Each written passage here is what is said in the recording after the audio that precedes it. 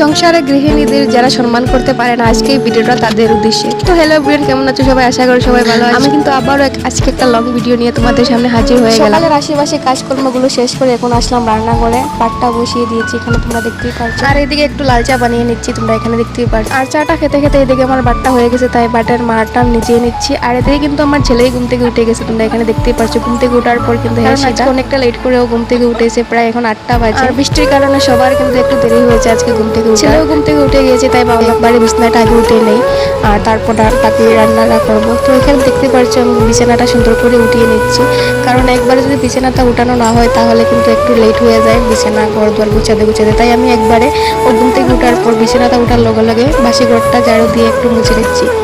এইদিকে আমি বিছানাটা উঠানোর পর চলে গেলাম আবার রান্নাঘরে গিয়ে দেখো তরকারিটা অর্ধেক হয়ে গেছে, আগে বসিয়ে গিয়েছিলাম তো স্কিপ করে দিয়েছিলাম মাঝখানে, তোমাদের সাথে সেটা দেখানো হলো না। এদিকে প্রায় অর্ধেক তরকারিটা হয়ে গেছে, তাই ভাবলাম যে গ্যাস টেবিলটা একটু মুছে নেওয়া যাক, কারণ চারিদিকে তেল চিটকে পড়ে একদম লেত্রা হয়ে গেছে, তাই একটু মুছে নিচ্ছি। আর ভিডিওর শুরুতে যে কথাটা বললাম, আসলে এই কথাটা বলার কারণ এইটাই যে শুধু আমার দিন নয়, সব মেয়ে মানুষরাই কিন্তু একটা সংসারকে সুন্দর করে যত্ন করে আগলে রাখে। এই যে ছেলে মানুষরা কাম কাজে যায়, এই যে সংসারে গৃহিণীরা সংসারের সমস্ত কাজকর্ম করে পরিপাটি করে সুন্দর করে রান্না বাড়া করে যদি না দিত তাহলে এদের অনেকটাই কষ্ট হয়ে যেত। তারপর যে সারাদিনে যে বাড়িতে এসে আসার পর যে সবকিছু পরিপাটি সুন্দর দেখে, তাও কিন্তু একজন গৃহিণীর দ্বারাই দেখে। তাই কিন্তু গৃহবধূদের যদি সম্মান করতে পারো, অপমান করা একদম উচিত নাই। একটু যাই হোক, ভিডিওর মধ্যে যদি কোনো ভুল ত্রুটি হয়ে থাকে তাহলে কিন্তু প্লিজ ক্ষমা করবেন। তো আজকের জন্য ভিডিওটা এই পর্যন্ত, এখন গেলে টাটা, বাই বাই।